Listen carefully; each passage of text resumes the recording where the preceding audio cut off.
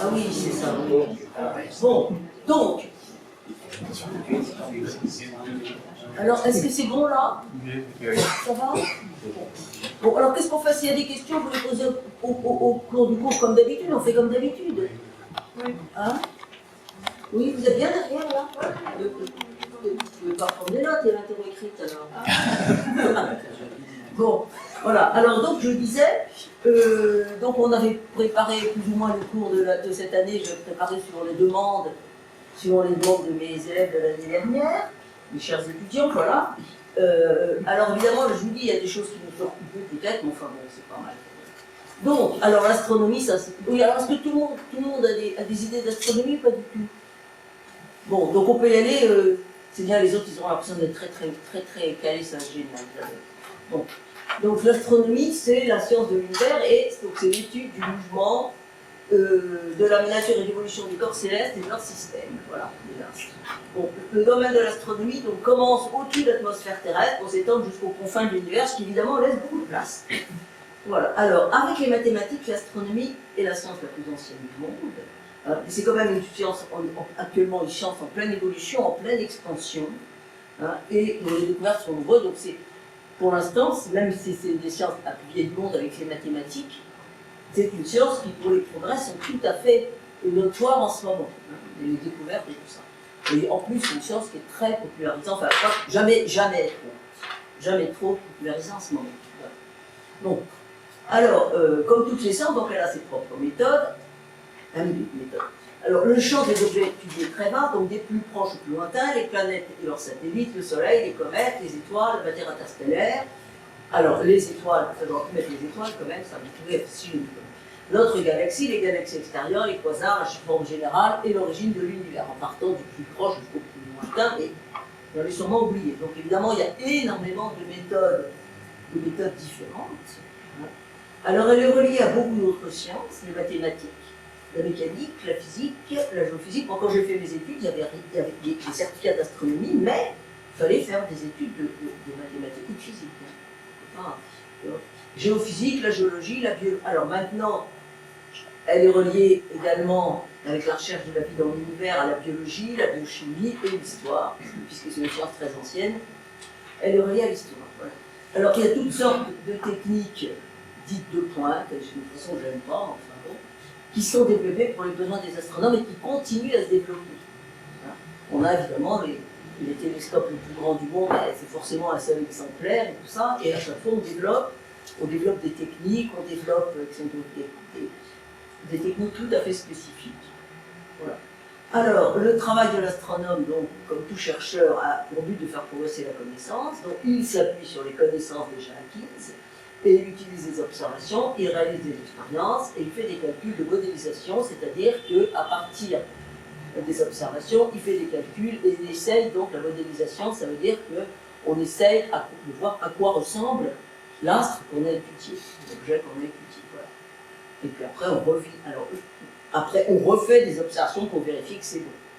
Alors, le rôle des observations et des instruments donc, est particulièrement important parce que l'objet de notre recherche est hors de notre portée. Presque à 999 pour lui, même plus que ça. Alors, les objets les plus proches peuvent être atteints en utilisant des techniques spatiales, donc mais la très grande majorité des objets astronomiques ne peuvent être étudiés qu'en recueillant et en analysant le maximum de rayonnement qu'ils envoient. Ça, c'est une chose, vous ne pouvez pas faire d'expérience en astronomie, sauf maintenant les gens qui envoient des trucs sur les comètes pour voir si elles sont résistantes. Mais enfin, en gros, on ne fait pas d'expérience en astronomie, vous ne pouvez pas. Faut attendre. Voilà.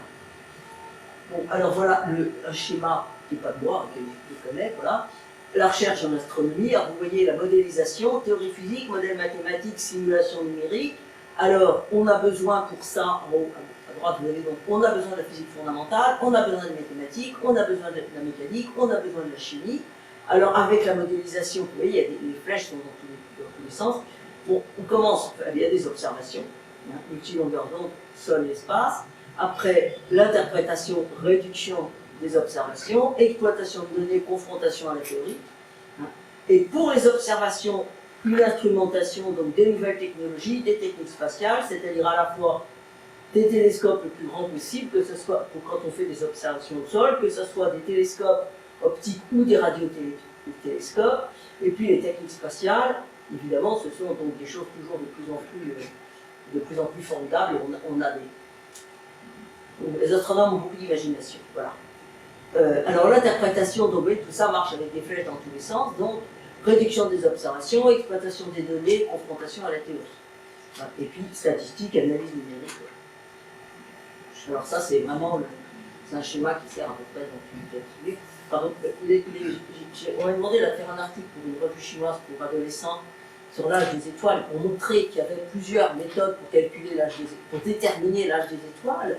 Et il y avait au moins 10 méthodes différentes. J'avais un article sur le sujet, c'était vraiment... Ça ne marchait pas très bien.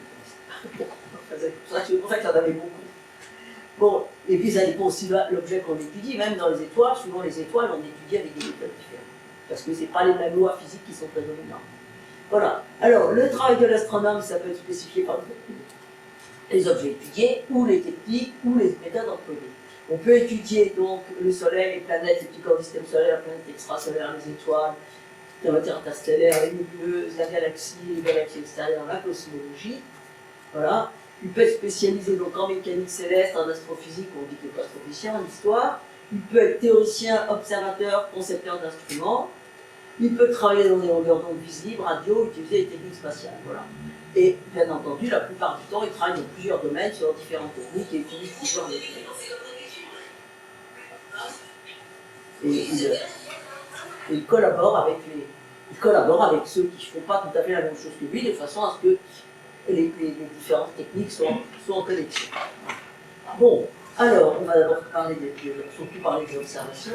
Les observations donc, sont fondamentales en astronomie, bon, c'est ce que je vais l'expliquer. Les astronomes observent l'instrument donc toujours plus grand et toujours plus performant, donc il s'agit de recueillir et d'analyser le rayonnement envoyé par les astres de façon à obtenir le maximum d'informations. Alors, les instruments sont évidemment conçus et réalisés par des astronomes, des ingénieurs, des techniciens, et maintenant, étant donné qu'on a besoin d'instruments de plus en plus grands, les instruments, voilà, ils sont souvent internationaux. Alors là, les météorites, c'est quelques-unes des rares choses que les astronomes étudient en main. Voilà, alors ça, on est relié à la géologie. Hein. Et donc c'est en étudiant à partir des météorites qu'on a pu déterminer l'âge du système solaire et donc de l'étoile solaire. C'est vraiment la meilleure détermination qu'on ait pour l'âge d'une étoile. Voilà. Donc ça c'est... Une fois j'étais il y a longtemps, un congrès à l'Union astronomique internationale, puis je rencontre quelqu'un là sur le chemin qui déjeunait, je lui demande vous étudiez quoi, et il a sorti, ça m'a fait bizarre parce que d'habitude les astronomes ne font pas ça, il a sorti quelque chose de sa poche et il m'a dit j'étudie ça. Et vraiment, j'ai jamais vu un astronome faire ça, voyez-vous. J'ai jamais vu quelqu'un sortir une galaxie de sa poche, j'ai entendu ça. Voilà. Bon, alors, donc je dis le plus souvent l'objet de notre recherche nous échappe, donc il faut recueillir voilà, les objets des astres, et pour les objets les plus proches, on peut aller les observer ici. Donc, les observations se font donc depuis le sol, dans le domaine optique, dans le domaine radio, ou depuis l'espace. Alors voilà, je vais pas le... voilà. Ah oui, alors ça, c'est un... Il est bizarre, je ne sais pas pourquoi j'arrive pas à l'avoir bien ce truc. C'est simplement un exemple. C'est un exemple simplement, c'est un petit peu en dehors du cours, mais c'est un dessin qui avait été fait, en 2000, je crois à peu près, puis qui est remis à jour, et qui a été fait par un astronome anglais Perryman sur un article sur les exoplanètes. Et il a mis de façon hiérarchisée toutes les méthodes qu'on peut avoir, qu'on peut utiliser pour déterminer pour observer et découvrir des planètes extrasolaires. Alors, toutes les méthodes ne marchent pas encore. Hein, il y en a qui ne marchent pas pour différentes raisons, parce qu'on n'a pas encore les instruments qu'il faut, etc. Hein, mais c'est pour vous expliquer, alors c'est très intéressant, parce que donc on l'appelle l'arc de Perryman, parce que c'est donc installé de façon hiérarchique, et vous voyez que rien que pour un but astrophysique, c'est-à-dire la détection des planètes extrasolaires, il y a toutes ces méthodes qui existent. Hein, vous voyez, donc, quand je me suis vue à préparer ce cours sur les méthodes en astronomie, je me suis dit que j'allais être obligé d'élaguer un peu. Alors, on ne peut pas parler de tout, parce qu'il n'y a rien que pour les détections d'exoplanètes, il y a théoriquement toutes ces méthodes-là. Hein, alors, je veux dire que là, c'est un schéma qui est extrêmement fécond, parce que ça ouvre des tas de possibilités. Et je connais des collègues qui commencent leur cours, font leur cours basé sur ce graphique-là. Voilà. Pardon? Dans le diapo précédent. C'était laquelle? De gestation. Avant? Non, après. Ça? Après. Ah non. Oui, non, c'était. Ça? Okay. En effet, il y a un autre endroit où on peut étudier l'astronomie et c'est sous terre. Par le détecteur de neutrinos, c'est oui, absolument, absolument. Oui, alors ça, j'ai pas. Oui, c'est vrai. Spatial sur la Terre. Et, voilà. Oui. Ah oui, des opérations. Je parle depuis le sol, et j'ai pas parlé depuis le sous-sol. Oui, j'ai pas pensé. Vous voyez, non, ouais, bon. Il y a toujours des choses supplémentaires. Hein. Oui, il y a les ondes gravitationnelles aussi. Ah oui, mais c'est pas ça, c'est depuis le sol quand même, dans un gravitationnel. Depuis le sol. Oui, non, mais je veux dire, un autre domaine. Oui, bien sûr, mais là, bon, je veux dire, on ne peut pas tout parler. Et oui, c'est un autre domaine que le domaine optique et le domaine radio. Et c'est vrai, c'est depuis le sol. Et puis, il y a évidemment depuis le sous-sol pour les neutrinos. Pas parler de tout, hein, vous savez, c'est. Voilà. Alors, ou depuis l'espace. Alors, même depuis l'espace. Bon. Alors, donc. Comme je dis, alors là j'explique un peu, de façon générale, mais on sait que c'est vrai, c'est pas toujours vrai, parce qu'évidemment il y a 36 choses différentes. Donc les observations, on prépare à l'avance les observations. Bon, on demande, alors 2 fois par an, pour les télescopes les plus, si vous voulez, plus classiques, mais enfin gros c'est comme ça, 2 fois par an on dit, bon ben il y a des demandes de temps télescope, et le temps évidemment, bon ben vous ne pouvez pas avoir plus de temps que ce qui existe en 6 mois. Alors, si vous êtes en spatial, ben, vous pouvez observer toute nuit et jour. Si vous êtes en optique, ben, vous n'observez que la nuit, sauf si vous travaillez sur le soleil, vous n'observez que la journée.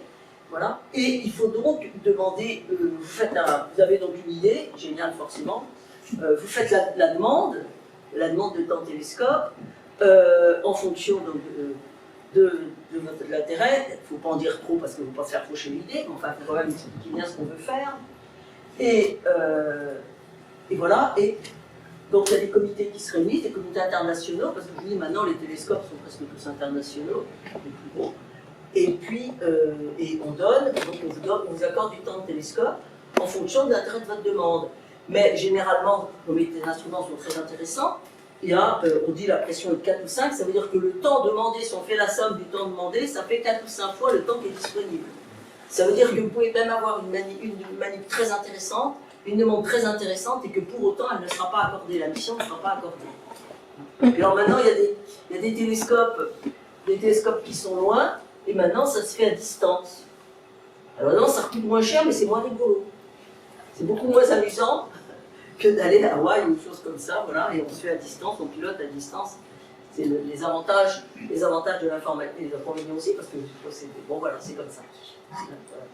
Bon, alors donc, les observations sont de courte durée. Généralement, quand vous avez du temps d'observation, vous ne perdez pas votre temps. Vous ne perdez pas votre temps.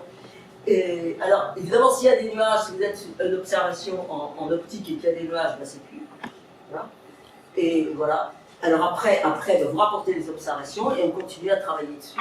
Et même les observations spatiales, là, quand on a lancé sur Titan, Huygens sur Titan, c'était Huygens, enfin, les collègues continuent, enfin, travaillent encore dessus, on fait beaucoup de temps d'observation. Hein. Voilà. Alors, on veut avoir une observation aussi détaillée que possible sur les astres, et puis quelles sont les conditions qui les régissent, les processus qui interviennent, etc. Et puis alors après, éventuellement, on redemande une observation pour... Voilà. Alors, on demande donc, il y a très gros ordinateurs, on développe l'étude théorique, et alors il faut vérifier aussi, bon, les résultats des observations, vérifiés par des résultats. Disons que les paramètres physiques, les caractéristiques physiques qu'on a établies à partir des observations, on peut les revérifier à partir d'autres observations. Voilà. Donc il y a ici une sorte de va-et-vient entre les observations et les travaux théoriques ou les travaux de modélisation, et c'est ainsi que la science progresse, hein, pas forcément en ligne droite, on le sait bien, mais avec chaque fois des petits ajouts. Voilà. Alors ensuite, on publie dans des revues spécialisées, des comptes rendus de colloques ou de monographies, voilà, ce qui permet à la communauté internationale de prendre connaissance. Et il existe malheureusement un abominable proverbe qui est publish or perish. Alors, Ça veut dire publier au péril. Vous avez intérêt à publier le plus possible, sinon vous allez avoir des ennuis. Voilà. Bon. Alors voilà, donc le graphique que je vous ai montré pour vous montrer la quantité de méthodes qui existent, rien que pour un seul domaine de l'astronomie. Voilà. Alors, donc, les astres de l'atmosphère, ils émettent des ondes, ça vous le savez, électromagnétiques, sauf les trucs qu'on récupère dans les nains, là. Dans un très grand domaine de longueur d'onde, c'est des fréquences. Alors, notre atmosphère est transparente en longueur d'onde dans le domaine visible, vous voyez les étoiles avec vos yeux, hein, depuis le violet jusqu'au rouge, aussi dans le domaine des grandes longueurs d'onde correspondant aux longueurs d'onde radio. Alors, en dehors de ces deux intervalles qu'on appelle les fenêtres de l'atmosphère, bah, il faut monter dessus, donc technique spatiale. Alors, voilà. Voilà les fenêtres de l'atmosphère. Ah oui, je suis désolée, c'est en anglais, c'est idiot, pourquoi je n'ai pas fait en français. Bon voilà, alors ici vous avez donc les différentes longueurs d'onde. Ici vous avez donc les télescopes, les longueurs d'onde visibles, donc depuis, alors là c'est l'ultraviolet, vous voyez, hein, l'ultraviolet, les rayons X ici, très courts, très très très énergétiques, l'ultraviolet, et puis alors ici vous avez, bon, il y a différentes fenêtres de longueur d'onde dans l'infrarouge, suivant les bandes de vapeur d'eau et tout ça, et puis de nouveau, vous avez ici les ondes radio, et là l'atmosphère est transparente aux ondes radio. Mais nous, on n'est pas capable de les détecter. On détecte les ondes visibles les ondes radio. Voilà. Donc on a besoin d'instruments. Voilà. Et alors au-dessus, ben, sinon il faut des satellites. Alors, bon, ben, les satellites sont évidemment conçus en fonction des longueurs d'onde qu'ils veulent étudier, mais en les satellites de Réunion, c'est quelque chose de tout à fait spécial, et je crois qu'on en parlera une autre fois.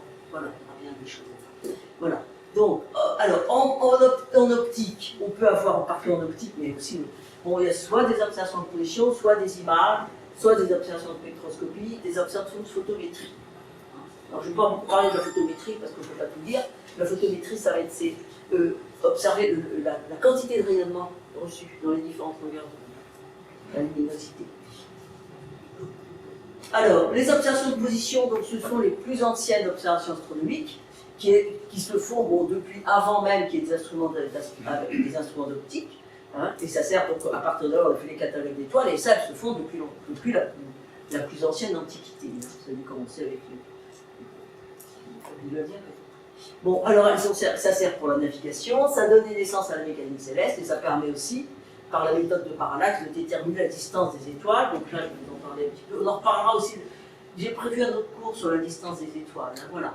Enfin bon.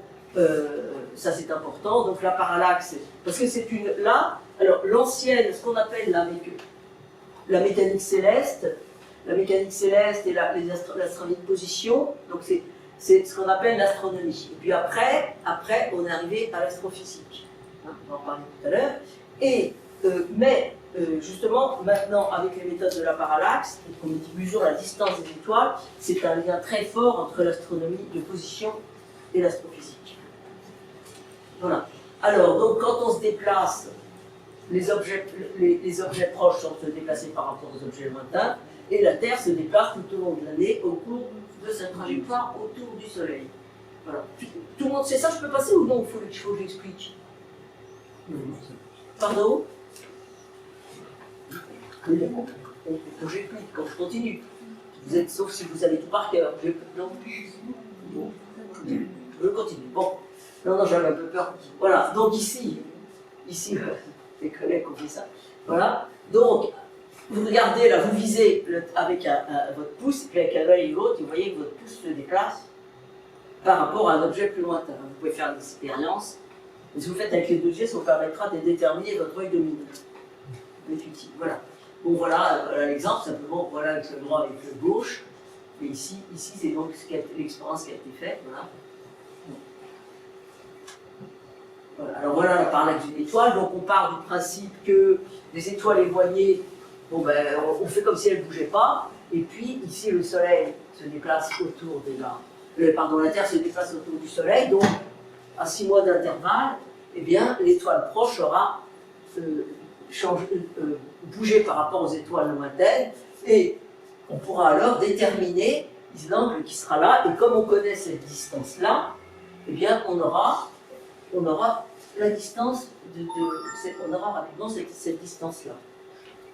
Alors ça a l'air très simple quand on l'explique comme ça, mais je veux dire, cette figure n'a pas grand-chose à voir avec la réalité, parce qu'en réalité, En réalité, c'est le triangle. Les triangles qui sont là sont très grands. Donc, pour déterminer cet angle-là, c'est très difficile. Hein. Et en fait, la théorie de cette chose-là donc, a été faite assez vite, dès qu'on a su que le Soleil bon, que la Terre tournait autour du Soleil, et on n'arrivait pas à déterminer la distance des étoiles. Donc on s'est dit que ça veut dire que les étoiles sont très lointaines, très lointaines, puisque on n'arrive pas à déterminer leur distance, elles sont donc trop loin au-delà de ce qu'on peut mesurer. C'est vraiment des méthodes très difficiles à des calculs horribles, parce que en plus la plupart des étoiles à 6 mois d'intervalle, c'est pas les mêmes étoiles que vous voyez. Hein. À 6 mois d'intervalle, bon, donc c'est pas forcément les mêmes étoiles, il faut se rapprocher.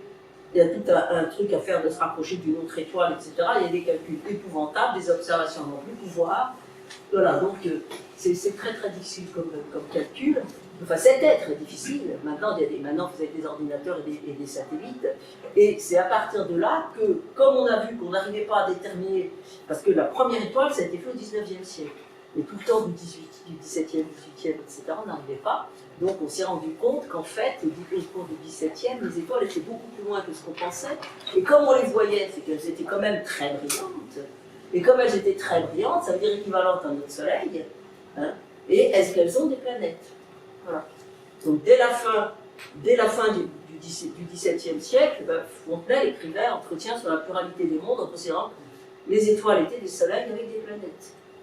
Dès la fin du XVIIe. Ça a été très vite les connaissances à ce moment-là. Ça a été vraiment très vite. Voilà, alors encore un autre exemple d'étoile. Bon, alors on détermine donc la parallaxe des étoiles les plus proches, puis après de proche en proche par une série de méthodes, on détermine toutes les distances dans l'univers, et voilà, et on est vraiment passé maintenant à la vitesse supérieure, le satellite Hipparcos, et actuellement Gaïa ont totalement renouvelé ce domaine de l'astronomie. Hein, Gaïa est en train de fonctionner pour l'instant, 1 milliard d'étoiles, je crois, voilà. Et ça va être la quantité de données qu'ils auront à processer va être, je crois, quelque chose de complètement hallucinant. Ils sont en train de le faire. Hein. C'est en plein, il y a des équipes qui travaillent. La France est à l'origine de ça. Hein. Voilà. Alors là, c'est un dessin qui a été fait, que les astrophysiques, que les gens qui travaillent sur les parcours, etc., ont beaucoup faire. Alors bon, je l'avais refait pour mon livre voilà, je l'ai un peu refait parce que j'ai peur de copyright, donc j'ai donné le nom, mais j'ai redessiné le dessin en me servant de Léonard de Vinci. Donc là, il y a les alors c'est pour dire que l'astrométriste supporte tout. Alors là, il y a l'astrométriste, après il y a les spectroscopistes, les photométristes, donc qui étudient les étoiles, après l'atmosphère interstellaire, milieu interstellaire, théoricien, et tout ça c'est basé sur la distance des étoiles qui est déterminée par l'astrométrie. Et puis alors après vous avez les cosmologistes, les relativistes loufoques, et autres bâtisseurs d'élucubration. Alors en anglais, parce que c'est comme ça, j'ai traduit, alors en anglais ça donnait, c'était, ce qu'il disait ici, il y avait une sorte de crayon je crois, cosmologiste, relativistes généraux, Cranks, qu'est-ce que ça veut dire Cranks? Des fous. Des quoi? Ah oui, des fous, bon d'accord, voilà. Et il dit aussi, alors pour sortes de crayons, Posispen Pencil Pusher. Les gens avec des cerveaux qui sont un peu flous, qui utilisent les crayons. Oui, c'est ça, le pousseur de crayon. Oui, alors moi j'ai pas osé mettre ça, j'étais un peu plus poli, j'ai mis, voilà. Et voilà, donc cosmologiste, relativiste loufoque et autres bâtisseurs d'élucubration. Hein, c'est à peu près la traduction, hein, voilà. Bon, alors ça veut dire que quand on arrive à la cosmologie, toutes les constructions de l'univers, en fait, sont basées sur les observations de position des étoiles. L'astrométrie, c'est jusqu'à quelle distance? C'est juste pour les proches? Vous avez le parallaxe. Oui, excusez-moi. Les parallaxes, justement, ça dépend complètement de la précision qu'on atteint. Oui. Et justement, alors avec Gaïa, le but, on pense pouvoir déterminer les distances des étoiles dans le nuage de Magellan, dans les nuages de Magellan. Voilà, en fait, on aura une étude de la galaxie tout à fait nouvelle par rapport à ce qu'on connaît maintenant. Quand on a défini le parsec, c'est bien basé sur la Oui, parallaxe. c'était Donc ça. si la parallaxe n'est pas fiable, comment on peut avoir une unité de parsec fiable? Mais si la parallaxe, la parallaxe, c'est une mesure scientifique. C'est une mesure scientifique. Bon, une mesure scientifique, sauf si vous faites des maths, il y a une imprécision. Hein? Donc le parsec, lui, il est précis. Ah ben non, c'est une unité. Ah oui, donc d'accord. Alors, le parsec, justement, parce que ça peut faire un peu bizarre que les astronomes voilà, ça peut faire un peu bizarre que les astronomes utilisent l'année-lumière et le parsec. Et quand on utilise deux unités différentes, c'est qu'elles sont très très différentes. Et là, elles ne sont pas très différentes. C'est le même ordre de grandeur. 3 Hein? années. Pardon? 3 années-lumière. Oui, c'est ça. Bon, donc, ben oui, mais ça en physique, 3, on ne change pas d'unité parce qu'il y a un coefficient 3. Quel était l'intérêt? Alors, bah si, ça dépend des calculs. Parce que quand on fait. Alors, le parsec, c'est la distance. La distance d'une étoile qui a une parallaxe d'1 seconde. Alors, 1 seconde d'angle, vous savez, c'est un angle, bon, il y a 360 degrés. Chaque degré est divisé en 60 minutes et chaque minute en 60 secondes. Donc, c'est l'astre, c'est l'étoile qui aura. Ici, l'angle qui sera là sera 1 seconde. Et aucune étoile n'est à un parsec. C'est-à-dire qu'ici, là, c'est une figure complètement fausse. Enfin, bon, elle est faite pour qu'on puisse comprendre, mais la réalité n'est pas comme ça du tout. Du tout. C'est un triangle très, très, très allongé. Voilà, excessivement allongé. Je sais, j'ai mis dans mon bouquin, j'ai mis très, très, très allongé, puis le crétin qui a corrigé m'a supprimé ça, j'étais pas content. C'est simplement par rapport à l'année-lumière, quel était l'intérêt de définir? Ben, ça dépend des calculs, parce que quand on fait des calculs de distance d'étoile, si on met en parsec, ça simplifie les calculs, il y a juste voilà. Et si vous êtes après, si vous travaillez en dehors de. Alors quand on fait les parsecs, les parallaxes, on fait en parsec, mais après vous travaillez en année-lumière. Hein? Et les cosmologistes, ils vont travailler en année-lumière, forcément. Parce que, par exemple, si vous étudiez, bon, alors vraiment, je prends des exemples extrêmes, mais si vous savez que les quasars sont tous des objets très lointains, vous savez que ce sont aussi des objets très vieux qui correspondent à une certaine époque de l'univers, après la création de l'univers. Donc là, il faut vraiment, là, on raisonne vraiment en année-lumière parce que quand vous allez loin dans l'espace, vous allez loin dans le temps, hein, et vous voyez l'univers tel qu'il était. Alors bon, le Soleil, 1 minute de lumière, ça va, c'est bon, la Lune, 1 seconde de lumière, ça va. Hein, mais quand vous observez, bon, même Andromède, 2 millions d'années-lumière, c'est pas un problème, une galaxie extérieure, mais les autres, quand vous observez très très loin, c'est pour ça aussi que les astronomes veulent observer très très loin, parce qu'ils voient l'univers tel qu'il était très très près du Big Bang. C'est pour ça qu'on fait vraiment des mesures très très profondes, le plus profond possible dans l'univers, parce que ce qu'on voit, c'est pas l'univers tel qu'il est maintenant, c'est l'univers tel qu'il était. Quand la lumière l'a quitté, bon, alors c'est pas tout à fait ça, parce qu'il faut rajouter un petit peu rajouter là-dedans un petit peu de relativité générale, etc., que je ne vous ferai pas. Voilà. Ça suffit comme ça. Voilà. Mais la parallaxe, alors le parsec, c'est une unité, donc ça existe, c'est bien, quoi. Alors, bon, en fait, comme le télescope spatial Hubble, mais ils ont aussi un très grand intérêt scientifique. Alors, évidemment, Hubble s'amuse à faire des très belles images, et là, ils ont raison. Hein. Ils ont raison, mais bon, mais c'est quand même, voilà, par exemple, des exemples. C'est désolé, je ne suis pas meilleure que ça, je suis désolée. Voilà, ça c'est une étoile qui a explosé, alors on voit l'onde de lumière qui se propage à travers les couches de l'étoile. Alors ça, c'est les images de Hubble, et ça, on ne peut vraiment pas faire autrement que de faire des images pour ça. Voilà. Voilà, alors la supernova, par exemple, 1987, ça c'est quelques temps après, quand elle a une forme, là, en fait, elle a une forme de sablier. Hein. Il y a donc les deux, c'est en relief, ça. Et ça, si on ne fait pas une image, on ne peut pas imaginer que c'est comme ça. Voilà. Donc à partir de là, bon, les gens ils se disent, bon, cette partie-là avance, cette partie-là recule, au milieu, ça c'est un anneau qui s'étire, voilà. Et après, ils étudient l'image, hein, ils mettent les spectres, ils ne font pas que regarder l'image en disant c'est beau. Hein. Voilà. Alors les nébuleuses, ça c'est les nébuleuses planétaires, c'est la fin d'une étoile, qui ressemble à notre Soleil. Et justement, ce qu'a apporté Hubble, le télescope Hubble, c'est que les formes sont complètement différentes. Ça, c'est pas formel. Voilà. Les formes sont complètement différentes suivant les nébuleuses planétaires. Et je ne sais pas si maintenant on a vraiment compris comment des étoiles peuvent donner des résultats tout si différents. Alors voilà quelque chose de magnifique. c'est quand même extraordinaire. Voilà une autre là, la nébuleuse du papillon. Voilà. Alors les galaxies c'est pareil, il faut bien les regarder. Voilà. Alors ça c'est le ultra deep field, donc c'est le champ extrêmement profond, et c'est ça, je vous dis, alors voilà tout ça c'est des galaxies. Ça c'est des galaxies. C'est des galaxies. C'est absolument extraordinaire comme image. Alors là-dessus, bon là c'est vraiment énormément de temps d'observation, et ça donne du travail pendant des mois et des mois et des mois après pour détecter tout ça. Et ça c'est complètement extraordinaire, et justement le but de ces manips, alors il y en a d'autres, des deep fields qui ont été faits, des programmes deep field qui ont été faits aussi à partir des télescopes au sol, mais le but justement c'est de sonder le ciel le plus loin possible pour avoir le ciel, l'univers le plus ancien possible, le plus près possible de sa création. Vraiment faire leur recensement de tous les objets dans l'univers. Alors et tout ça, tous ces machins-là, tout ça, mais ça c'est 300 milliards d'étoiles. Hein. Ouais, tout ça c'est 300 milliards d'étoiles, etc. Tout ça. Bon, ça fait beaucoup de milliards d'étoiles. Avec des planètes, peut-être, probablement. Voilà. Alors, là, non mais je préparais le truc sur les images, et puis tout d'un coup je me suis dit, bon. Alors, voilà, ça c'est la NASA. Alors je ne comprends pas pourquoi.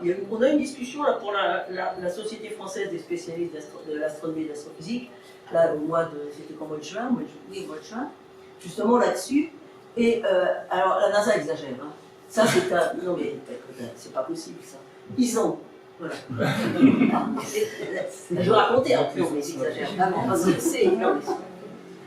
Et il y a des planètes qui ont été découvertes avec des satellites, avec un télescope qui allait prendre des eaux, je crois peut-être au Chili, avec des Belges trappistes. Bon, trappistes parce que trappiste c'est une bière belge, tout le monde sait ça. Hein. Forcément. C'est la base de la culture.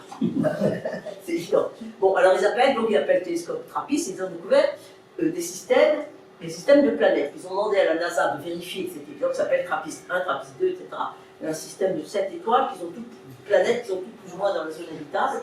Donc c'est très intéressant. Puis ils ont demandé à la NASA de vérifier que c'était bien des planètes. Alors la NASA du coup a pris le truc, et c'est eux qui ont fait tout fait, etc. Et ils publient des trucs comme ça en disant voilà comment ça peut être sur une planète trappiste. Alors, il y a une grosse discussion, alors il y en a qui disent mais quand même, quelquefois, alors, il y a des photos, il y a des vues. Si par exemple vous faites la Terre, vous faites des photos, des images en infrarouge, vous êtes obligé de mettre des fausses couleurs. Vous êtes obligé de mettre des couleurs fictives. Hein? Donc ça, c'est pas des vraies images, il n'y a pas moyen de faire autrement. Hein? Donc c'est forcément de fausses images. Bon. Mais quand la NASA publie des images de planètes, alors qu'on n'a pas... Alors, il y avait des jeunes qui disaient, quand même, on pourrait dire qu'est-ce que ça peut faire, etc. Et alors, il y a une astronome qui est à l'Académie, là, qui dit, mais moi, ça fait 20 ans que j'essaye d'avoir des images de planètes. Quand j'ai une image de planète, qui est vraiment... Bon, avec des techniques extrêmement sophistiquées, etc., et qu'elle dit j'ai une image de planète, les journalistes lui disent c'est bien gentil, mais nous on connaît ça depuis 20 ans, quoi. Alors que c'est pas vrai, c'est pipeau. Et quand j'étais petite, justement, moi j'ai eu mon expérience personnelle, c'est que quand j'étais petite, j'avais vu un film, je l'avais vu et à l'école et au Palais de la Découverte, où on montrait une vue de Mars. Hein, on montrait un paysage de Mars, et le paysage avait des buissons. Et tel que c'est, j'avais 10 ans. Non, mais non, c'était un film éducatif, comme ça je vous avais pas. Voilà. Ça c'est drôle, ça c'est très amusant. Mais là c'était dans les années 50, ils montraient, et moi c'était des photos. Et moi j'avais 10 ans, je croyais que c'était vraiment tel que c'était raconté des vues sur Mars. Hein? Alors je me dis qu'on m'a un petit peu raconté des blagues. J'ai pas aimé du tout quand je m'en suis rendu compte, longtemps après évidemment. Voilà. Donc, ça je trouve que. Et alors il y a tout justement là j'ai vu tout à l'heure, il faut que je m'y remette parce qu'il y a tout un truc, ils ont sorti un article sur les artistes et les artistes et l'espace, etc. à la NASA. Bon, payer des gens pour faire ça, non. Non, parce qu'en plus, ça, on peut vraiment imaginer n'importe quoi. Et alors, ce qui est même très rigolo, c'est que quand ils ont lancé Hubble, puis en plus, bon, alors au début ça ne marchait pas très bien, mais quand même c'est un truc fantastique, eh bien, il y avait un film, ils avaient fait un film au début, et puis comme l'Agence spatiale européenne était dedans, moi j'avais demandé le film justement parce que je faisais des cours à ce moment-là à la fac, à l'université ouverte, et puis donc c'était utile d'avoir ce film-là. Et Et alors ils montraient, ils disaient, Hubble va peut-être servir, c'était largement avant les premières planètes extrasolaires, hein, peut-être servir à découvrir des planètes extrasolaires, et ils montraient déjà une vue avec de la glace, voilà. Mais alors le problème, c'est qu'il y a une grosse étoile dans le ciel, voilà, planète extrasolaire, et l'étoile était bleue. Bon, alors s'il y a une grosse étoile dans le ciel qui est bleue, ben, vous n'avez pas de glace, parce que c'est l'inverse de l'intuition, c'est l'inverse du plombier, hein. Une étoile bleue, elle est chaude, et une étoile rouge, elle est froide. Voilà. Donc je trouve que les ingénieurs les artistes de la NASA, les ingénieurs auraient pu leur dire attention, changez la couleur de votre étoile, mettez-la rouge et mettez-la loin dans le ciel. Voilà. Bon, donc voilà, donc attention aux images. Hein. Attention aux images. Il y a des images qui sont des vraies images d'astronomie. Alors c'est pareil, il y a des images aussi qui sont où les couleurs sont trafiquées, etc. Bon, moi je ne m'y connais pas assez. Bon. Mais j'ai beaucoup plus d'indulgence, même quand les couleurs sont fictives. Quelquefois, on ne peut pas faire autrement, quelquefois, c'est pour faire ressortir des détails, et puis quelquefois. Mais ça, les images précédentes, non, ça. Bon, alors ils ont écrit l'article peut-être pour se justifier. Je sais que la Société française d'astronomie a râlé. L'astronomie du râlé. Bon, voilà. Alors, on ne fait pas seulement des positions et des images, on décompose la lumière, ce qui fournit des informations sur la composition et les conditions physiques de l'astre observé. Donc la spectroscopie a marqué la naissance de l'astrophysique. Voilà. Bon, je fais cette explication, oui, on le refait quand même, ceux qui ont déjà suivi mes cours. On y va? C'est bon? Bon, voilà. Donc, on décompose la lumière du soleil à travers un prisme. Newton avait fait ça, voilà. Donc, vous obtenez un arc-en-ciel. Hein, voilà. Et ici, on voit, à notre grande surprise, au milieu, voilà, des raies. Des raies sombres. Ah, qu'est-ce que c'est? Alors ça, on s'est rendu compte dès qu'on a pu décomposer la lumière avec suffisamment de détails, voilà.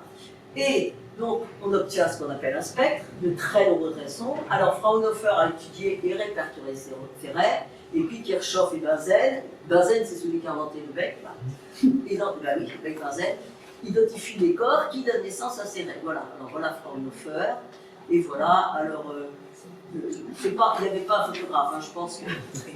Ça va être très romantique, je ne suis pas sûre que ça soit aussi romantique que ça en vérité, voilà. Alors, voilà, ici, alors Fraunhofer a dénombré 600 raies, voilà, alors Fraunhofer est allemand, donc c'est en allemand, et Kirchhoff identifie les raies, alors il a donné des lettres, A, B, C, D, etc. Alors on utilise encore, ça doit dépendre des gens, de labo, je ne sais pas, moi on utilise encore la raie HK du calcium ionisé. Pourquoi est-ce que là on n'a pas gardé les... On dit toujours les raies HK du calcium, du moins quand je commençais, mais j'ai jamais travaillé sur les raies du calcium. On dit toujours les raies HK du calcium ionisé, voilà. Bon, alors comment ça se passe? Bon, le corps solide ou corps gazeux sous haute pression porté à haute température émet un spectre continu de lumière. Voilà, les couleurs se succèdent sans aucune interruption, voilà. Ici, le spectre, alors d'un gaz ténu et chaud constitué de raies alternées brillantes, on parle de spectre en émission. Voilà, ici donc il y a un gaz, une lumière, un gaz ténu ici, la fente ici permet donc de centraliser, parce que sinon tout va se mélanger sans ça. Ici ça décompose, et on observe ici un spectre en émission. Voilà, et puis sinon, alors le spectre en absorption, une lumière blanche, un nuage de gaz froid, hein, pareil, écran et fente, le prisme, et là on a un spectre en absorption sur des raies sombres sur un fond brillant. Voilà, alors ça, c'est les spectres habituels, c'est les spectres habituels des raies, des étoiles, mais moi j'étudiais les étoiles qui avaient des raies d'absorption et aussi des raies d'émission. Bon, alors, voilà, alors les raies qu'on avait dans ce cas-là et les raies qu'on a dans ce cas-là sont les mêmes, sont aux mêmes positions, dans les mêmes positions.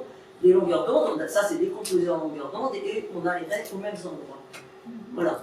Alors, même longueur d'onde en émission d'absorption, le type du spectre dépend des conditions physiques au sein de la source. Donc, une fois qu'on aura, on fait des spectres d'éléments connus, de corps, d'éléments connus par analyse en laboratoire, et à ce moment-là, on saura quels sont, on voit les raies émises par des éléments en laboratoire, Hein, et si on retrouve les mêmes raies avec les mêmes intensités relatives dans le spectre de l'étoile, ça veut dire que ce corps-là rayonne dans l'étoile. Voilà. Alors voilà donc les raies de Fraunhofer. Voilà, Kirchhoff et Basel. Voilà, alors en fait bon, c'est ce qu'on appelle la mécanique quantique. Si on va prendre l'atome d'hydrogène, bon, ça c'est une représentation symbolique. Hein. Donc on a un proton, c'est-à-dire un noyau qui est positif, un électron qui est négatif, voilà, et bon, on représente symboliquement l'électron à une certaine distance, ça ressemble un peu à un système planétaire, mais c'est pas ça, voilà, à une certaine distance qui correspond donc à des différents niveaux d'énergie, et seulement certaines valeurs sont possibles, et quand l'électron transite d'un niveau à un autre, soit pour aller vers un niveau qui est plus haut, il absorbera de la lumière, et donc ça fera des raies d'émission, d'absorption, et quand il descendra vers un niveau plus près de l'étoile, plus près du noyau, mais tout ça c'est une représentation symbolique, hein, et bien à ce moment-là, il y aura une émission d'énergie, donc de lumière. Ça fera des raies en émission. Voilà. Voilà, je suis désolé, on voit vraiment rien du tout. Voilà, alors voilà, ça c'est une représentation, c'est pareil, schématique. Hein, et donc il y a les différents niveaux. Ici c'est le niveau 1, ici le niveau 2. Donc quand il parle, voilà, c'est ce qu'on appelle la série Riemann, on parle du niveau, tous les niveaux qui arrivent là sur la raie, sur la truc d'en bas. Ici, la série Balmer, alors ça c'est celle qui est la plus connue parce qu'elle est dans le visible. Hein. Ça c'est dans l'ultraviolet, la série de Paschen est dans l'infrarouge. Alors vous avez la fin de la série de Paschen est quand même dans les débuts de la série de Paschen, vous avez des, pardon, pas la fin, dans l'infrarouge proche, hein, on peut quand même observer depuis la Terre. Voilà. Voilà, alors ici, donc voilà, alors là il y a une formule quand même pour que ça fasse sérieux. Hein. Voilà, on peut apprendre ça par cœur. Voilà, donc ici c'est le niveau de départ et le niveau d'arrivée. Carré, etc. égale H nu. W égale H nu. Voilà. Voilà les séries. Donc, alors au-dessus de l'hydrogène, ben, c'est peut-être plus simple. Hein. Voilà. Puisqu'il y a juste un électron, voilà, puis les séries de Riemann, série de Balmer, série de Paschen, série de Brackett et les séries de Pfund. On va pas très lointain. Voilà. Alors voilà un exemple de spectre. Ça c'est une étoile à zéro, donc c'est à partir de celle-là qu'on a fait, c'est celle qui a les plus grosses raies d'hydrogène, celle-là, les étoiles à zéro. Et voilà, donc, alors vous voyez à la fois le spectre continu, l'énergie du croix, voilà, et puis ici les différents traits. Alors ça c'est l'hydrogène.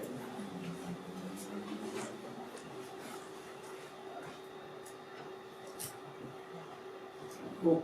Alors donc la spectroscopie donc, permet de connaître les éléments qui rayonnent dans les astres, les planètes, les étoiles, les galaxies, déterminer la température, toutes les conditions physiques, pression, gravité, et en utilisant l'effet Doppler, elle permet de connaître la rotation des objets, elle fait des astres qui s'éloignent et se rapprochent de nous. Voilà, alors l'effet Doppler-Fizeau, donc voilà, ici, vous avez, je suis désolée, on voit vraiment pas bien ici, peut-être qu'on pourrait éteindre, non ? Enfin, ça fait rien. Bon, ici on représente, là il y a un observateur qui est là, il y a un autre observateur qui est là, ici il y a une source qui se déplace, et elle va par là, donc elle émet une onde, mais quand elle va par là, elle rattrape ces ondes. Hein? Donc ici ça paraîtra plus court. Et là, derrière, elle laisse traîner ces ondes. Donc ça sera, la longueur d'onde sera plus grande. Hein? Alors, si vous avez... Ça, c'est le principe de l'effet Doppler. Alors, voilà une voiture. Hein, alors, elle klaxonne. Hein, c'est bon, sinon, on n'entend rien. Donc, quand elle est arrêtée, vous entendez un certain klaxon. Quand elle se déplace ici, vous avez ici, elle rattrape ses ondes. Et elle laisse traîner les ondes derrière. Si vous écoutez une voiture de police ou une voiture de pompier qui fait pimpon, au moment où la voiture vous a déplacé, hein, le son du pimpon baisse. Ça, c'est l'effet Doppler, voilà. Puis alors là, quand elle rattrape tellement bien ses ondes, ben, elle passe le mur du son. Ça ne marche pas pour les voitures, jusqu'à présent. Ça tourne bien. Voilà. Bon, alors là, voilà. Alors, c'est la même chose qui se passe pour les astres, les étoiles. Hein, quand l'astre se rapproche de vous, eh bien, il rattrapera ses ondes et vous verrez, les ondes seront décalées vers le violet, des petites longueurs d'onde, Et alors on parle toujours, on reste toujours on parle toujours décalage vers le rouge, même si c'est des longueurs d'onde plus grandes et qui ne vont donc pas décaler vers le rouge. Et quand l'astre s'éloigne de vous, eh bien, il laisse traîner les ondes, et donc les ondes seront plus grandes, et il y a ce qu'on appelle le décalage vers le rouge, vers les grandes longueurs d'onde, et on parle toujours comme si tout était invisible, alors qu'en fait, ça marche même si ce n'est pas du visible. Voilà.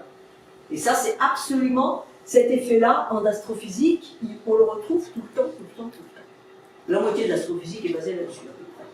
Voilà. Enfin, j'exagère peut-être, mais c'est comme ça. Voilà. Donc, à la base de très nombreuses découvertes, qui permettent de déterminer la vitesse, la rotation, les pulsations, parce que la rotation des galaxies ou des étoiles, par exemple, l'étoile, elle tourne, alors il y a une partie d'étoile qui se rapproche de vous, donc qui est décalée, les raies émises par cette partie-là, c'est à décaler, et puis la partie qui s'éloigne de vous, les raies seront décalées dans l'autre sens, donc la raie sera élargie. Hein. Donc à partir de l'élargissement de la raie, on peut calculer la rotation des étoiles. Et les pulsations des étoiles, souvent, etc., permettent de découvrir et de mesurer l'expansion de l'univers, première planète extrasolaire, et toujours, donc là c'est plus tout à fait vrai maintenant, hein, la méthode la plus utilisée pour découvrir de nouvelles. Bon, maintenant il y en a une autre, voilà, et permettent de déterminer la rotation des galaxies, et voir que les galaxies n'ont pas une rotation qui n'est pas tout à fait comme il faudrait, et que donc il y a de la matière noire. Voilà. Donc, alors maintenant les observations, comment on les recueille? Alors autrefois on faisait avec des plaques photos. Bon, autrefois les choses étaient faites à l'œil. Hein. Voilà. Étaient faites à l'œil et les gens dessinaient. Par exemple, les gens observaient Mars, les canaux de Mars, et ben, ils dessinaient les canaux et tout ça. Bon, maintenant on fait des CCD, parce qu'avant de s'élever dans un appareil photo, ça a servi d'abord en astronomie. Hein. Et donc c'était largement avant que ça soit généralisé. Voilà, dispositif à transfert de charge, charge coupled device. Voilà. Et donc la mémoire, conservée de façon objective, ne dépend beaucoup moins de l'acuité visuelle de l'observation, non plus que de ses dons en dessin. Mais les plaques photo, évidemment, les plaques photo étaient beaucoup moins sensibles que les CCD, mais avaient l'avantage de se conserver très bien. Au début, on ne savait pas trop, mais maintenant on se rend compte que les plaques photo conservées dans de bonnes conditions peuvent durer très longtemps. Voilà les CCD. Voilà. Alors maintenant, là aussi, parler, puisqu'ils ont fait les méthodes, alors quand on est au-dessus, donc je dis le problème, quand on observe depuis le sol, l'avantage c'est qu'on peut avoir des très gros télescopes, enfin très gros quand même, bon. Mais le problème c'est que l'atmosphère est turbulente, et la turbulence de l'atmosphère fait que donc ça brouille les images, hein. Ça brouille les images, enfin ça brouille, disons que ça n'est pas bon pour comment ça s'appelle, la définition des images. Hein. Voilà.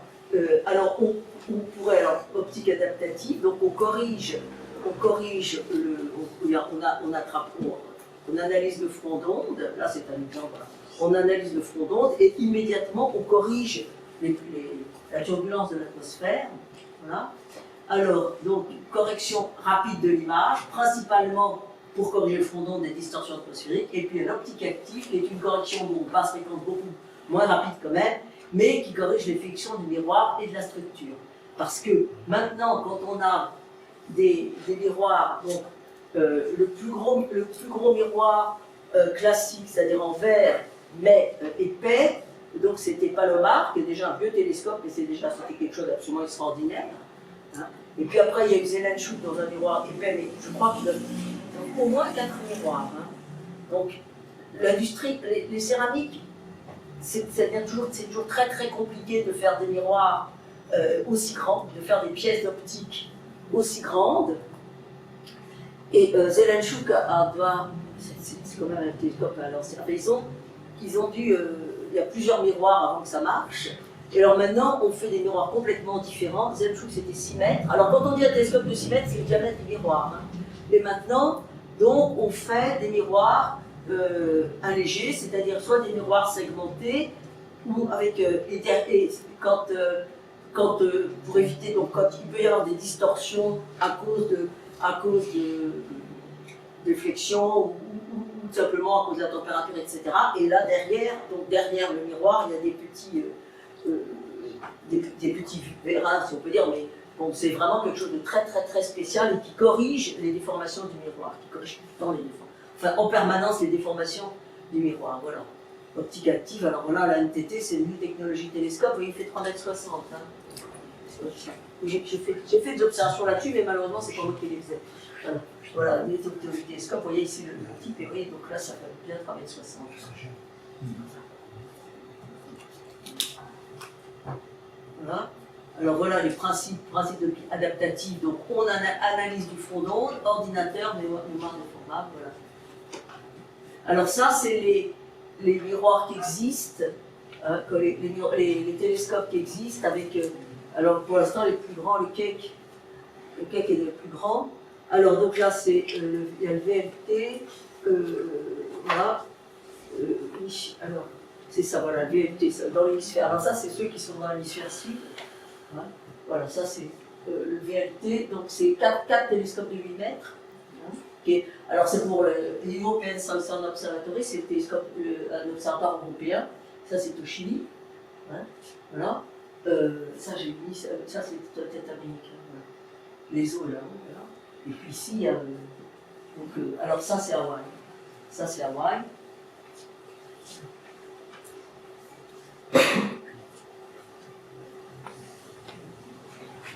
Palomar est là-haut. Et c'est tout à fait. Bon, alors ça c'est.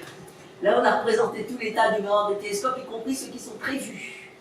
Hein, ceux qui sont prévus. Alors en bas on a représenté, ça c'est un cours de tennis et ça c'est un terrain de basket. Mais moi ça me parle. Le cours de tennis me parlera davantage. Voilà. Alors il y a des miroirs qui sont. Alors voilà, ça c'est ce qui est prévu, européenne. L'European Extremely Large Telescope. Actuellement, je crois qu'on doit en être à 39, je ne vais pas dire de bêtises, on avait prévu 100 mètres de diamètre. Oui, c'est ça, alors il y a Mauna Kea, 30 mètres la Mauna Kea, et on avait prévu 100 mètres, et puis on a réduit peu à peu, parce que d'abord, il y avait des problèmes techniques. On s'est rendu compte qu'avec un miroir de 100 mètres de diamètre, de toute façon, on ne pourrait pas vraiment voir les planètes habitables aussi bien qu'on le souhaiterait, et qu'on ne savait pas comment résister au vent. Donc on a un petit peu réduit, et puis ça devient quand même très cher, on a un peu réduit la taille du miroir. Et alors en haut, il y a un certain nombre de miroirs qui sont prévus, de télescopes prévus. Est-ce qu'ils vont se réunir ensemble? Parce que quelquefois on commence avec 2 ou 3 pays, puis d'autres pays s'agrègent parce qu'ils en ont besoin aussi, et puis que de toute façon c'est un peu cher. Voilà. Alors ici on a voilà Hubble ici, et puis ici le James Webb qui est prévu, donc qui va être bientôt, qui est prévu pour 2018. Voilà. Alors ça c'est les télescopes, voilà, ça c'est Gaia, ça c'est Kepler, Kepler qui a servi à détecter une quantité absolument invraisemblable de planètes extrasolaires, extraordinaires. Voilà, ça c'est donc le Chili, le large VLT. Et donc ça c'est ceux qui sont voilà, bientôt prévus, donc là 2022, 2020 celui-là. Ça c'est le télescope prévu aussi pour 2020. Bon, enfin, j'ai prévu un cours sur l'astronomie du futur, donc on en parlera.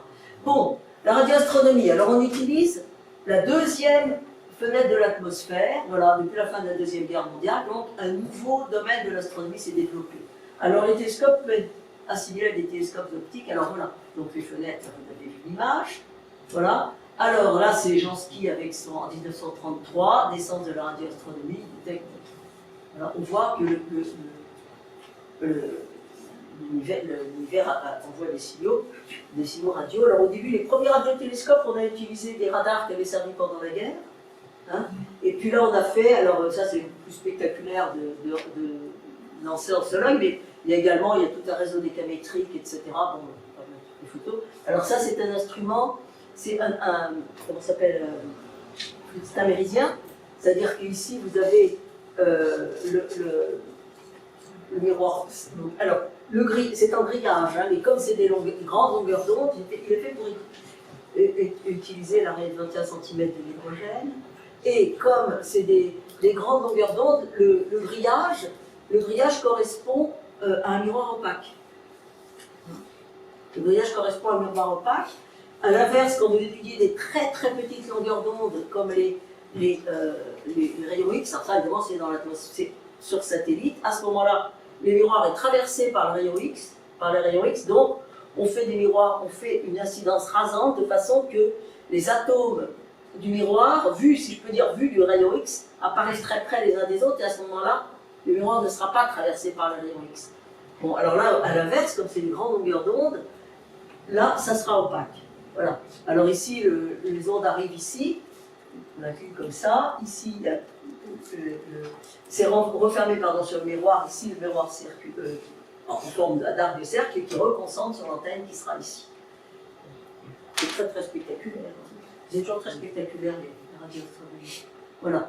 Alors voilà quelques radiotélescopes. Voilà. Alors le Very Large Array, qui est le plus grand qui maintenant. Voilà. Celui-là, il a été fait à Recibo, à Porto Rico. Il a été fait dans un cratère de volcan éteint. Alors celui-là, donc c'est un instrument zénithal, c'est-à-dire qu'il observe au zénith. Voilà. Alors voilà ALMA. Alors ALMA, c'est le dernier grand. Alors ici, oui, la représenté, c'est assez rigolo, ce dessin de fois là. Voilà, ça c'est. Ils l'ont fait, il est à 5000 mètres. Hawaï, il est à 4000 mètres seulement. Là, c'est 5000 mètres. Je ne sais pas s'ils ont des études pour vérifier qu'ils sont capables de supporter l'altitude. Voilà. Alors il y a le Keck qui était à. Ça c'est à Hawaï. Hein. Keck Observatory. Donc c'est Hawaï, c'est 4200 mètres. Voilà. Et alors le Very Large Telescope c'est au Chili, donc voilà, ça c'est à 2600 mètres. La CIA c'est à 2400. Very Large Array 2100. Et puis un autre télescope, un radiotélescope japonais. Voilà, mais alors l'autre est à 5000, encore beaucoup plus haut qu'Hawaï. Hein. Hawaï, enfin, il y a plein de télescopes, c'est un site qui est absolument extraordinaire. Ça tombe, on monte à plus de 4000 depuis le niveau de la mer, tout de suite, puisque c'est un volcan. Voilà, alors la même image avec tous les différents, voilà. Bon, alors un interféromètre radio de 66 antennes de 12 mètres de diamètre chaque rayon. Alors il y a les Européens, les Américains et les Japonais. Alors, l'instrument donc recombine les observations faites par chacune des antennes et ça fait un gigantesque radiotélescope. Il travaille il peut travailler en interférométrie et les antennes peuvent se déployer. Alors, étude de la formation des étoiles et des galaxies, observation des nuages moléculaires dans lesquels naissent les étoiles, qui ne peuvent être observées que dans les ondes millimétriques et submillimétriques parce que c'est très froid. Voilà. Il doit observer les trous noirs supermassifs grâce à sa capacité de voir à travers les nuages interstellaires et il permettra aussi d'étudier comment se forment les galaxies. Alors voilà quelques images d'ALMA. Il a été mis en service il y a déjà quelques années. Mais c'est vraiment un très gros truc. Vous savez, il y a à la fois, je vous dis, les Européens, les Américains et les Japonais. Voilà. Alors ça, c'était une vue avant qu'ALMA soit fait pour montrer comment il pouvait se déployer et tout ça. Voilà. Bon, alors, donc, comme là, on voit, il n'y a plus de. Donc, terminé pour. Alors, maintenant, l'astronomie spatiale. Excusez-moi. Voilà. Alors, en 1957, lancement du premier Spoutnik. Alors, les gens qui disent qu'on s'y attendait, bon, moi je me souviens qu'on était un peu étonnés quand même. Hein. Bon, on était même très étonnés. Alors, ère nouvelle pour l'astronomie, voilà. Alors, les engins spatiaux donc, ont plusieurs finalités. Il y a le fait qu'on peut, certains observent au-dessus de l'atmosphère restreinte de la Terre. Alors, au-dessus de l'atmosphère, donc, on a accès aux rayonnements de longueur d'onde qui sont arrêtés par l'atmosphère terrestre, mais aussi, on évite les problèmes de turbulence et d'absorption de l'atmosphère. Et les observations de position de précision extraordinaire, impossibles à atteindre depuis le sol. Et vous avez vu toutes les images que je vous ai montrées des radios, que ce soit comment ça s'appelle, les nébuleuses planétaires étaient donc complètement, on n'avait jamais eu ça depuis le sol. Hein. Voilà. Alors voilà une perspective. Alors là, on a montré rapidement quelques images de la Voie lactée vue dans différentes longueurs d'onde. Hein. Voilà, donc voilà les différents satellites qui existent dans les différentes longueurs d'onde. Les radiotélescopes aussi. Voilà.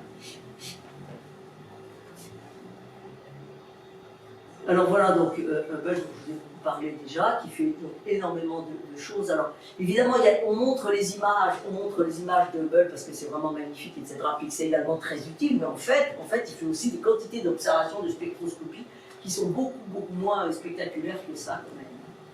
Voilà. Alors voilà ce qui est prévu. Ce qui est prévu donc Hubble, on va l'arrêter. Il a des problèmes de gyroscope, je crois, mais enfin bon, ça marche quand même. Et on a réussi à ce qu'il ne soit pas arrêté, parce qu'on serait quand même bien embêté. Et donc, on va faire voilà comment va être le nouveau, donc James Webb. Alors, James Webb était le patron de la NASA quand on a fait toutes les manips, l'exploration de la Lune. Toute l'exploration de la Lune, ça va être un miroir primaire, et oui, ça va être un miroir composite, 8 mètres. Voilà. Alors, il y a d'autres. Alors, ça, c'est les satellites, donc ils restent auprès de la Terre. Voilà. Alors, Kepler est un petit peu. Kepler observe à des très grandes distances, mais il n'était pas satellite, je crois qu'il est quand même parti. Voilà. Alors, il y a des sondes. Alors, les sondes, elles vont sur place. Mais jusqu'à présent, ça ne marche évidemment que sur les objets du système solaire. Alors, ça nous a appris, par exemple, les sondes voyageurs, qui étaient une des premières choses qui ont été lancées, c'était absolument extraordinaire. Les sondes voyageurs avaient été lancées parce qu'il y avait à ce moment-là les 4 planètes géantes qui étaient près les unes des autres. Hein, et certaines coïncidences, donc ça permettait d'aller d'une planète à l'autre, et c'était absolument fantastique. Bon, il y a eu. Alors, la planète Mars, évidemment, c'est très demandé. Bon, il y a une sonde qui s'est posée sur Mars en 1970, la sonde Pioneer. Je pense que j'ai fait une faute d'orthographe, hein. C'est pas grave, voilà, il y a 2 heures. Et voilà, donc on a eu les premiers paysages martiens. Hein. Et donc voilà, les canaux de Mars, il n'y en avait pas. Bon, actuellement, on a des engins qui roulent sur la planète Mars. Hein. Il y a eu, on va en arrêter, il y a Curiosity, Opportunity, etc. Enfin bon, c'est tout à fait extraordinaire. Ils sont en train de travailler. Depuis des années, il y a des petits engins qui roulent sur Mars. C'est quand même plutôt ça comme nous. Voilà. Alors, maintenant, ces jours-ci, hier, là, où il y a quelques jours, il y avait la fin de la mission Cassini, voilà, où on a, ils ont fait tomber Cassini dans Saturne. Il paraît qu'il fallait faire ça. Moi, je trouve que c'est triste, mais enfin bon. Voilà. Alors, Philae, on a vu Philae se poser sur la comète Chury. Vous avez vu ce qu'on apprend avec des trucs absolument extraordinaires. On ne pensait pas du tout quand on a vu la comète Chury.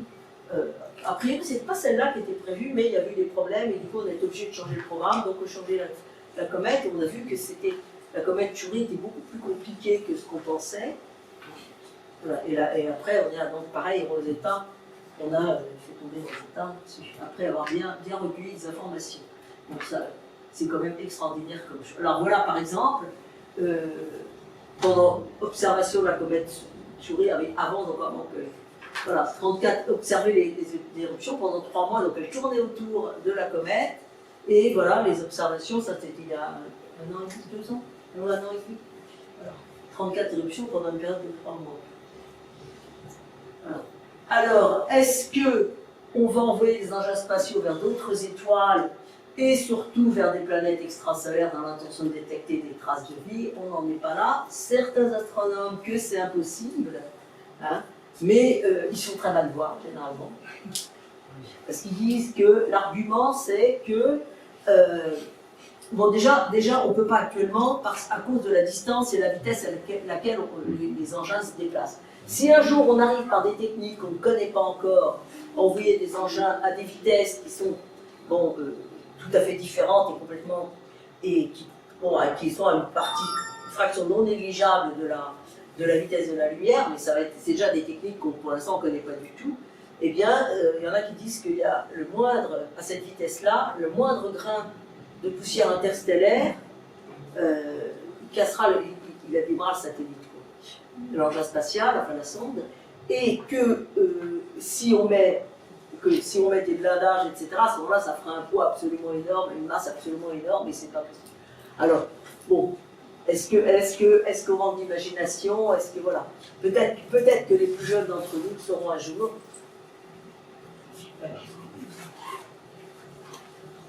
Là, c'est pas mal, 1 heure ça. Voilà.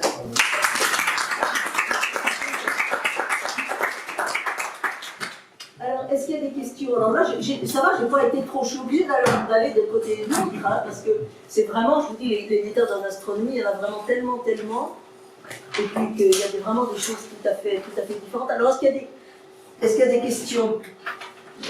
Toujours sur les ondes gravitationnelles, qu'est-ce que ça peut ouvrir comme perspective d'astronomie, d'observation? Ah, si. Les premières ondes gravitationnelles, si, on a trouvé que c'était des trous noirs doubles qui s'étaient rencontrés. C'est-à-dire que ça permettrait de remonter plus loin que...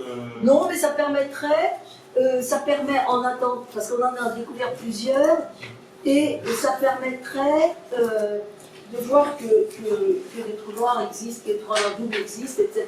Et si le phénomène est fréquent, d'étudier un peu de quoi est constitué l'univers. Puisque les trous noirs, on ne peut pas les voir. Donc on ne peut pas savoir combien il y en a, etc. Et là c'est quand même extrêmement important pour savoir de quoi est constitué l'univers, quelle est la densité de l'univers et tout ça. Parce que là, on ne peut pas expliquer ce qu'on a détecté avec les ondes gravitationnelles donc l'année dernière, c'était il y a 2 ans, enfin bon, le Nobel, on peut pas, je crois que pour l'instant, c'est la seule interprétation qu'on a, c'est que c'est une collision de trous noirs. Si je ne me trompe pas, c'est ça. Voilà, donc c'est quand même très important de pouvoir étudier, de pouvoir savoir combien, à partir de là, ça fait une énorme extrapolation évidemment, mais étudier combien de trous noirs, quelle est l'importance des trous noirs dans l'univers, parce que ça conditionne beaucoup de choses, ça conditionne la densité de l'univers. C'est très important. Pour l'instant, les trous noirs, on en a on sait qu'il y a des étoiles doubles. Les étoiles doubles, on pense que un des éléments de l'étoile double est un trou noir. C'est donc une étoile en fin de vie. Et puis on sait maintenant aussi, enfin, je donne simplement les trous noirs pour lesquels on a de plus en plus de preuves. Hein. Et on sait que maintenant, on a de plus en plus de certitude qu'il y a un trou noir géant au centre de notre galaxie. Et probablement au centre de toutes les galaxies, de beaucoup de galaxies. Voilà. Et alors évidemment, ça peut changer énormément de choses sur la formation des galaxies, etc. Et alors, c'est toujours pareil, on ne les voit pas, on les voit que par l'effet qu'ils font sur les autres astres. On doit faire un exposé là-dessus la semaine prochaine à la prison de Fresnes. Pas tout sur le noir. Alors, il fallait travailler hier, mon collègue a fait la nuit, le paradoxe d'Olbers, pourquoi la nuit est noire, de faire un truc contre les plus noirs. Je crois qu'on ne va pas faire l'énergie noire parce qu'il faut difficile, je sais plus s'il doit le faire. On doit faire, je voulais faire un truc contre le plus noir, la préservation de la nuit noire, la pollution lumineuse, puis encore quoi. Voilà. Enfin, ça peut être quelque chose. Voilà. Bon, alors maintenant, je pense que la prochaine fois, c'est dans très longtemps. Parce que je sais pas pourquoi j'ai dit ça, mais il y a le vacances de tout seul. Il y a le cours de samedi aussi. Ah oui. Alors, le 18 novembre, j'ai prévu, parce que, vous savez, il y a des commissions qui se réunissent le samedi, etc. Et alors, bon, là, le 18 novembre, donc les gens viennent éventuellement de province, hein, quand ils ont pour les commissions qui se réunissent tantôt à Paris, tantôt en province. Et j'ai pensé qu'éventuellement, si on faisait une journée complète de cours, les gens pourraient venir de province pour y assister. Donc j'ai prévu le 18 novembre, ici, une journée de cours sur les planètes extrasolaires. Enfin, je pas de quoi voir. Alors, quand je me suis inscrite, j'ai avisé que très malheureusement, le 18 novembre, j'ai un impératif professionnel, donc je ne peux pas du tout. Ma question c'est, est-ce qu'il va y avoir un compte rendu ou quelque chose? C'est filmé. C'est filmé. Et alors après, mais comment elle récupérera le film, cette jeune dame? Voilà, parce que je suis très Il faut l'autoriser à la récupérer. Pardon? Il faut autoriser à récupérer la vidéo. Je ne sais pas que c'est toujours pensé. Ai-je été ridicule ou pas? Non, c'est jamais ridicule. Non, mais bon, si j'ai dit des bêtises, tant pis. Hein. Non. Ah, donc c'est possible de récupérer un CD Voyez, faites la grande scène de séduction, monsieur qui est derrière. Ouais, il suffit de ramener une clé la prochaine fois. D'accord. Oui, vous rapporterez si on verra. Je suis absolument Vous apportez une clé USB, vous apportez une clé USB, ça va aller sur une clé USB, Ben, non? il faut quand même que ce soit... Oui, mais je prendrai même mon disque de l'expérience. Voilà, c'est bon. Okay. C'est plus un problème d'autorisation qu'un problème Ah oui, de bon, bah vous me faisabilité. dites, moi je sais pas. Mais De toute façon, à partir du moment où c'est diffusé. Ouais. Et alors là, il y a eu des spectateurs à Ah non, distance. pas grand monde. Ah bon, ben c'est maintenant. Est-ce que vous l'autorisez à la diffusion alors? Ben, qu'est-ce que vous pensez? Moi, a priori, oui, j'espère que je n'ai pas dit de bêtises. Mais j'aime autant pas me regarder parce que, vous voyez, l'année dernière, j'étais passé au journal télévisé à l'île de la Réunion. Et chaque fois que je me regarde, c'est mis après sur Internet, c'est pas moi. Hein.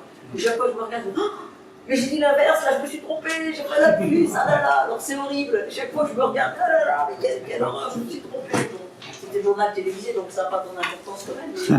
Mais... Le prochain rendez-vous, c'est la prochaine fois. Attendez, c'est dans très longtemps parce que je ne sais plus pourquoi j'avais fait ça dans très longtemps. Les conférences